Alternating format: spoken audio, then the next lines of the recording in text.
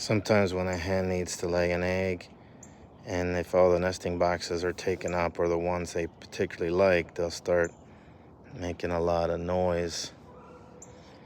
She's kind of stopped now, but she's letting everybody know she has to lay an egg.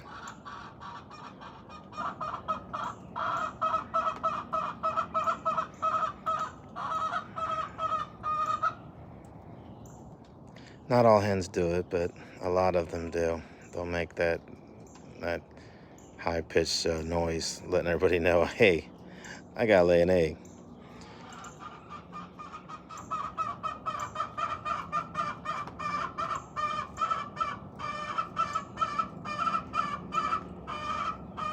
Sometimes the nesting box is available, they just still make the noise.